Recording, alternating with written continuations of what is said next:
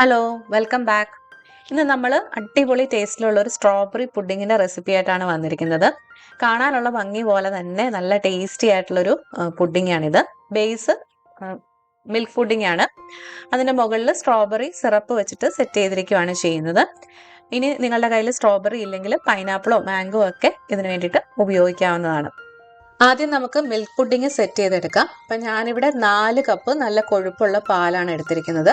അതായത് 1 ലിറ്റർ പാല്. ഇതിലേക്ക് നമ്മൾ 1 ടിൻ കണ്ടൻസ്ഡ് മിൽക്ക് ചേർത്ത് കൊടുക്കുവാണ്. അതായത് 400 ഗ്രാമിൻ്റെ കണ്ടൻസ്ഡ് മിൽക്ക് ടിന്നാണിത്. ഇനി ഒരു വിസ്ക് ഉപയോഗിച്ചിട്ട് ഇത് രണ്ടും കൂടെ നന്നായി യോജിപ്പിച്ചെടുക്കണം. എന്നിട്ട് നമുക്ക് തീ ഓൺ ആക്കി കൊടുക്കാം. ഒരു ലോ ടു മീഡിയം ഫ്ലെയിമിലിട്ടിട്ട് ഈ പാലൊന്ന് ചൂടായി കിട്ടണം. ഈ പുഡിങ് സെറ്റ് ചെയ്യാൻ വേണ്ടിയിട്ട് ഞാനിവിടെ ചൈന ഗ്രാസ് ആണ് ഉപയോഗിച്ചിരിക്കുന്നത്. അപ്പം 4 teaspoon China grass powder 1/2 cup നല്ല തിളച്ച വെള്ളത്തിലേക്ക് ഇട്ട് കൊടുത്ത് നന്നായിട്ട് മിക്സ് ചെയ്തെടുക്കുകയാണ് ചെയ്യുന്നത്. ഒട്ടും തരിയില്ലാതെ തന്നെ മിക്സ് ചെയ്തെടുക്കണം. ചൈന ഗ്രാസോ ജലാറ്റിനോ ഏത് വേണമെങ്കിലും നിങ്ങൾക്ക് ഉപയോഗിക്കാം. ഞാനിവിടെ ചൈന ഗ്രാസിന്റെ പൗഡറാണ് എടുത്തിരിക്കുന്നത്. പൊതുവെ ചൈന ഗ്രാസിന്റെയും ജലാറ്റിന്റെ ഒക്കെ പാക്കിന്റെ പുറത്ത് അതിന്റെ ഒരു മെഷർമെന്റ് പറഞ്ഞിട്ടുണ്ടാവും. അതും കൂടെ നോക്കിയതിന് ശേഷമേ ഈ അളവ് ചേർത്ത് കൊടുക്കാവുള്ളൂ. ഇപ്പം പാല് ചെറുതായി ചൂടായി വന്നിട്ടുണ്ട്. നമുക്ക് ഇതിലേക്ക് കുറച്ച് പഞ്ചസാര കൂടി ചേർക്കണം. ഈ കണ്ടൻസ്ഡ് മിൽക്കിന്റെ മധുരം മാത്രം മതിയാവില്ല നമ്മുടെ പുഡിങ്ങിന്. അതുകൊണ്ട് ഞാൻ ഇതിലേക്ക് 1 കപ്പ് പഞ്ചസാര കൂടി ചേർത്ത് യോജിപ്പിച്ചെടുക്കുന്നുണ്ട്. പാലിന്റെ ചൂട് കൊണ്ട് പഞ്ചസാര അതിലേക്ക് അലിഞ്ഞു ചേർന്നോളും. ഇനി നമ്മൾ ഇതിലേക്ക് ചേർത്ത് കൊടുക്കുന്നത് 1 ടീസ്പൂൺ വാനില എസൻസ് ആണ്. അടുത്തതായിട്ട് നമ്മൾ മിക്സ് ചെയ്ത് വെച്ചിരിക്കുന്ന ചൈന ഗ്രാസ് കുറച്ചായിട്ട് ഇതിലേക്ക് ചേർത്ത് കൊടുത്ത് യോജിപ്പിച്ചെടുക്കുകയാണ് ചെയ്യേണ്ടത്. ചൈന ഗ്രാസ് ഒരുപാട് നേരത്തെ ഇതുപോലെ മിക്സ് ചെയ്ത് വെക്കരുത്, പെട്ടെന്ന് തന്നെ അത് കട്ടയായി പോകും. അപ്പൊ ഏകദേശം നമ്മൾ ഈ പാലിലേക്ക് ചേർക്കാനുള്ള ഒരു സമയം ആകുമ്പോൾ മാത്രമേ അത് ചൂടുവെള്ളത്തിൽ മിക്സ് ചെയ്ത് എടുക്കാവുള്ളൂ. അപ്പോൾ വിസ്ക് വെച്ചിട്ട് നന്നായിട്ട് ഇത് മിക്സ് ചെയ്ത് കൊടുക്കണം. ചൈന ഗ്രാസിന്റെ തരികളൊന്നും പാലിൽ കിടക്കാൻ പാടില്ല. ഇപ്പം പാല് ചെറുതായിട്ട് തിളച്ച് തുടങ്ങിയിട്ടുണ്ട്. ചൈന ഗ്രാസ് ഒക്കെ ഒട്ടും തന്നെ തരിയില്ലാതെ ആ പാലിലേക്ക് അലിഞ്ഞ് ചേരുകയും ചെയ്തിട്ടുണ്ട്. ഇനി നമുക്ക് ഈ തീ ഓഫ് ആക്കാം. ഓഫ് ആക്കിയതിന് ശേഷം കുറച്ചു നേരം കൂടെ ഈ വിസ്ക് വെച്ചിട്ട് പാലൊന്ന് ഇളക്കി കൊടുത്തോണ്ടിരിക്കണം. മുകളിൽ പാട ചൂടാതിരിക്കാൻ വേണ്ടിയിട്ടാണ് നമ്മളിത് ചെയ്യുന്നത്. ആ വലിയ ചൂടൊന്ന് മാറുന്നിടം വരെ ഇടയ്ക്കിടയ്ക്ക് ഇളക്കി കൊടുക്കാം. ഇനി നമ്മൾ പുഡിങ് ബൗളിലേക്ക് സെറ്റ് ചെയ്യാണ്. അപ്പൊ ഇതുപോലെ ഒരു ബൗള് എടുത്തിട്ടുണ്ട്. അതിന്റെ എല്ലാ ഭാഗത്തും കുറച്ച് ബട്ടർ തടവി കൊടുത്തിട്ടുണ്ട്. ഇനി പുഡിങ്ങിന്റെ ഫസ്റ്റ് ലെയർ ബിസ്ക്കറ്റ് ലെയർ ആണ്. അപ്പൊ ഞാനിവിടെ മാരിഗോൾഡ് ബിസ്ക്കറ്റ് ആണ് എടുത്തിരിക്കുന്നത്. അത് നമുക്ക് ഫസ്റ്റ് ലെയർ ആയിട്ട് ഒന്ന് സെറ്റ് ചെയ്തെടുക്കാം. ഇതിന്റെ മുകളിലേക്ക് നമ്മൾ ആ മിൽക്ക് പുഡിങ്ങിന്റെ കൂട്ട് ഒഴിച്ചു കൊടുക്കുവാണ്. മുഴുവൻ അങ്ങ് ഒഴിച്ചു കൊടുക്കുന്നില്ല. ആദ്യം ഇതൊന്ന് സോക്ക് ചെയ്തതിന് ശേഷമാണ് നമ്മൾ മുഴുവൻ ഒഴിച്ചു കൊടുക്കുന്നത്. അപ്പം ഇതൊന്ന് സോക്ക് ചെയ്യാൻ മാത്രം ഉള്ള പാലിന്റെ മിക്സ് ഇതിലേക്ക് ഒഴിച്ചു കൊടുക്കാം. ഇനി ഒരു 10 മിനിറ്റ് നേരം നമുക്കിതൊന്ന് മാറ്റി വെക്കാം. അപ്പോഴേക്കും ഇത് നന്നായിട്ട് സോക്കായി വരും.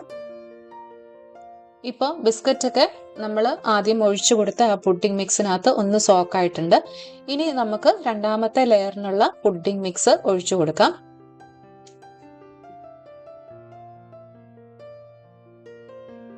ഇനി നമുക്കിത് 1 മണിക്കൂർ ഒന്ന് ഫ്രിഡ്ജിലേക്ക് വെച്ചു കൊടുക്കാം. അപ്പോഴേക്ക് ഇത് ഒരുവിധം സെറ്റ് ആയിട്ട് കിട്ടും. ഇനി ഞാൻ വേറൊരു പുഡിംഗ് മോൾഡും കൂടെ എടുത്തു വെച്ചിട്ടുണ്ട്. അകത്തൊക്കെ നന്നായിട്ട് ബട്ടർ തടവി വെച്ചിരിക്കുന്നതാണ്. ഇതിലേക്ക് നമ്മൾ ആ ബിസ്ക്കറ്റ് ലെയർ ഒഴിവാക്കിയിട്ട് ഒരു മിൽക്ക് പുഡിങ്ങും കൂടെ സെറ്റ് ചെയ്യുകയാണ്. അതായത് നമ്മുടെ കയ്യിൽ ബാക്കിയുള്ള പുഡിംഗ് മിക്സ് ഉണ്ടല്ലോ, ആ പുഡിംഗ് മിക്സ് ഇതിലേക്ക് ഒഴിച്ചു കൊടുത്ത് ഫ്രിഡ്ജിൽ വെച്ച് സെറ്റ് ചെയ്യാൻ പോവാണ്. അപ്പം നിങ്ങൾക്ക് ഇത് ഏത് രീതിയിൽ വേണമെങ്കിലും തയ്യാറാക്കാം. ആദ്യത്തെ ബിസ്ക്കറ്റ് ലെയർ വെച്ചിട്ട് വേണമെങ്കിൽ തയ്യാറാക്കാം, അല്ലെങ്കിൽ ഇതുപോലെ സിമ്പിൾ മിൽക്ക് പുഡിംഗ് ആയിട്ടും റെഡിയാക്കി എടുക്കാം. അപ്പം ഇതും നമുക്ക് സെറ്റ് ആവാനായിട്ട് ഫ്രിഡ്ജിലേക്ക് വെച്ചു കൊടുക്കാം. ഇനി നമുക്ക് സ്ട്രോബെറി ലെയറിനുള്ള സ്ട്രോബെറി സിറപ്പ് തയ്യാറാക്കി എടുക്കണം. അപ്പം ഞാനിവിടെ 500 ഗ്രാം സ്ട്രോബെറി ആണ് എടുത്തിരിക്കുന്നത്. അപ്പം സ്ട്രോബെറിയുടെ സീസൺ ആയതുകൊണ്ട് തന്നെ നല്ല ഫ്രഷും നല്ല മധുരമുള്ള സ്ട്രോബെറി കിട്ടാനുണ്ട്. ഇതിനെ മിക്സിയിൽ ഇട്ടിട്ട് നന്നായിട്ടൊന്ന് അടിച്ചെടുക്കണം. ഒട്ടും തന്നെ വെള്ളം ചേർക്കാതെ നല്ലപോലെ അരച്ചെടുക്കണം. അപ്പം ഞാൻ സ്ട്രോബെറിയുടെ പൾപ്പും ഇവിടെ മിക്സിയിലിട്ട് അടിച്ച് റെഡിയാക്കി വെച്ചിട്ടുണ്ട്. ഇനി നമ്മളൊരു പാൻ അടുപ്പിലേക്ക് വെച്ച് അതിലേക്ക് ഈ സ്ട്രോബെറിയുടെ പൾപ്പ് ഒഴിച്ചു കൊടുക്കുവാണ്. ഈ പൾപ്പ് ഒന്ന് ചൂടായി വരുമ്പോൾ നമുക്ക് ഇതിലേക്ക് ആവശ്യത്തിനുള്ള പഞ്ചസാര കൂടി ചേർത്ത് കൊടുക്കണം. ഞാനിവിടെ 1/4 കപ്പ് പഞ്ചസാരയാണ് ചേർത്ത് കൊടുത്തിരിക്കുന്നത്. നമ്മൾ ഉപയോഗിക്കുന്ന സ്ട്രോബെറിയുടെ മധുരവും പുളിയും അനുസരിച്ചിട്ട് വേണം നമ്മൾ പഞ്ചസാര ചേർത്ത് കൊടുക്കാനായിട്ട്. അപ്പൊ ഞാനിവിടെ 1/4 കപ്പ് എടുത്തു എന്ന് കരുതി നിങ്ങൾക്കും അതേ അളവ് തന്നെ ആയിരിക്കണമെന്നില്ല. ചിലപ്പോൾ ഇതിലും കുറവ് മതിയായിരിക്കാം, ചിലപ്പോൾ കുറച്ചുകൂടെ കൂടുതലും ചേർക്കേണ്ടി വരും. അത് നന്നായിട്ട് ഇതിലേക്കൊന്ന് മിക്സ് ചെയ്ത് കൊടുക്കുക. ഇപ്പം പൾപ്പൊക്കെ ഒന്ന് ചൂടായി വരുന്നുണ്ട്. ശ്രദ്ധിച്ചാൽ അറിയാം അതിന്റെ മുകളിൽ ഇങ്ങനെ ഒരു പത പോലെ വന്ന് തുടങ്ങിയിട്ടുണ്ട്. ചൂടാവുന്ന കൂട്ടത്തിൽ പഞ്ചസാരയും അതിലേക്ക് അങ്ങ് അലിഞ്ഞു ചേർന്നോളൂ. ഇവിടെ ശ്രദ്ധിക്കേണ്ട ഒരു കാര്യം, ഇത് ഇളക്കി കൊടുത്തോണ്ടിരിക്കണം എന്നുള്ളതാണ്. അല്ലെങ്കിൽ ഇത് പെട്ടെന്ന് തന്നെ അടിക്ക് പിടിക്കും. ഇപ്പോ ആ സിറപ്പൊക്കെ ഒരുവിധം ഒന്ന് കുറുകി വന്നിട്ടുണ്ട്. നിങ്ങൾക്ക് ശ്രദ്ധിച്ചാൽ അറിയാം മുമ്പേ ഉണ്ടായിരുന്ന പോലത്തെ ആ പതയൊന്നും മുകളിലില്ല. അതുപോലെ തന്നെ ആ സ്ട്രോബെറിയുടെ കളറും നല്ല ഡീപ്പായിട്ടുള്ള റെഡായി വന്നിട്ടുണ്ട്. ഈ ഒരു സമയത്ത് ഞാൻ തീ ഓഫ് ചെയ്യാണ്. ഇത് തണുത്ത് കഴിയുമ്പോൾ കുറച്ചുകൂടെ കുറുകി വരും.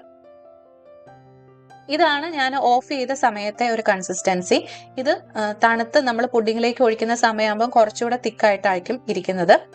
അപ്പം നമുക്ക് ഇതിലും ലൂസ് ആയിട്ടുള്ള ഒരു കൺസിസ്റ്റൻസിയാണ് ആവശ്യമെങ്കിൽ കുറച്ചുകൂടെ നേരത്തെ തീ ഓഫ് ചെയ്യാനായിട്ട് ശ്രദ്ധിക്കാം. പുഡിങ് നമ്മൾ ഫ്രിഡ്ജിൽ വെച്ചിട്ട് 1.5 മണിക്കൂറോളമായി ഒരുവിധം സെറ്റായി വന്നിട്ടുണ്ട്. ഇനി നമുക്ക് ഇതിന്റെ മുകളിലേക്ക് സ്ട്രോബെറി സിറപ്പ് ഒഴിച്ചു കൊടുത്ത് ബാക്കിയും കൂടെ സെറ്റാക്കി എടുക്കണം. തണുത്ത് കഴിഞ്ഞപ്പോൾ കണ്ടോ സിറപ്പ് കുറച്ചുകൂടെ തിക്കായിട്ട് വന്നിട്ടുണ്ട്. അപ്പൊ ഇതിന്റെ മുകളിൽ മുഴുവൻ നമുക്ക് ആ സിറപ്പ് ഒഴിച്ചു കൊടുക്കാം. ഇപ്പൊ ഏറ്റവും മുകളിലത്തെ ലെയറും ഒഴിച്ചു കൊടുത്തിട്ടുണ്ട്. ഇനി ഇത് നന്നായിട്ടൊന്ന് തണുത്ത് ബാക്കി സെറ്റ് ആവാനായിട്ടൊന്ന് ഫ്രിഡ്ജിലേക്ക് കുറച്ചു നേരം കൂടെ വെച്ചു കൊടുക്കാം. ഇപ്പോൾ പുഡിംഗ് ഒക്കെ നന്നായിട്ട് സെറ്റായി വന്നിട്ടുണ്ട്. കട്ട് ചെയ്യുന്നതിന് മുമ്പായിട്ട് ഒന്ന് ഫോട്ടോ എടുക്കാൻ വേണ്ടിയിട്ട് ഞാൻ 2 സ്ട്രോബെറി ഒക്കെ വെച്ചൊന്ന് ഡെക്കറേറ്റ് ചെയ്യുന്നതാണ് ഈ കാണുന്നത്. നമുക്കിതൊന്ന് കട്ട് ചെയ്ത് നോക്കാം. 3 ലെയർ നല്ല സെറ്റായി വന്നിട്ടുണ്ട്. നല്ല സോഫ്റ്റ് ആയിട്ടുള്ള പുഡിംഗ് ആണ്. ആ ബിസ്ക്കറ്റും മിൽക്കും സ്ട്രോബെറിയും എല്ലാം കൂടെ വരുമ്പോൾ നല്ല അടിപൊളി ടേസ്റ്റ് ആണ്. ഇത് നമ്മൾ ബിസ്ക്കറ്റ് ഒഴിവാക്കിയിട്ട് സെറ്റ് ചെയ്തെടുത്ത മിൽക്ക് പുഡിംഗ് ആണ്. ഇത് ഞാൻ വേറൊരു പാത്രത്തിലേക്ക് ഡീമോൾഡ് ചെയ്തിട്ട് ഇതുപോലെ സ്ട്രോബെറി സിറപ്പ് മേലെ ഒഴിച്ചു കൊടുക്കുകയാണ് ചെയ്തത്. 2 രീതിയിലും നല്ല ടേസ്റ്റ് ആണ്. എനിക്ക് പേഴ്സണലി ബിസ്ക്കറ്റ് വെച്ചിട്ട് ചെയ്തതാണ് കൂടുതൽ ഇഷ്ടമായത്. നിങ്ങൾ നിങ്ങളുടെ ഇഷ്ടത്തിനനുസരിച്ച് ഏത് വേണമെങ്കിലും ട്രൈ ചെയ്ത് നോക്കിക്കോളൂ. അപ്പൊ നിങ്ങളുടെ കയ്യിൽ സ്ട്രോബെറി ഇല്ല എന്നാണെങ്കിൽ ഇതിന് പകരമായിട്ട് നമ്മൾ പൈനാപ്പിൾ ഇതുപോലെ തന്നെ പൾപ്പ് എടുത്തിട്ട് സിറപ്പാക്കി എടുക്കുകയോ അല്ലെങ്കിൽ മാംഗോ ജ്യൂസ് അടിച്ചിട്ട് സിറപ്പാക്കി എടുക്കുകയോ ഒക്കെ ചെയ്യാം. അപ്പോൾ ട്രൈ ചെയ്ത് നോക്കിയിട്ട് നിങ്ങളുടെ ഫീഡ്ബാക്സ് ഒക്കെ കമൻസിലൂടെ എന്നെ അറിയിക്കാൻ മറക്കരുത്. നിങ്ങൾക്ക് ഈ റെസിപ്പി ഇഷ്ടമായിട്ടുണ്ടെങ്കിൽ ഒന്ന് ലൈക്ക് ചെയ്യുകയും കമൻറ്റ് ചെയ്യുകയും ഷെയർ ചെയ്യുകയും ചെയ്യാം കേട്ടോ. അപ്പോൾ വീണ്ടും വേറൊരു റെസിപ്പി ആയിട്ട് കാണാം. അതുവരെ ബൈ ബൈ, ടേക്ക് കെയർ.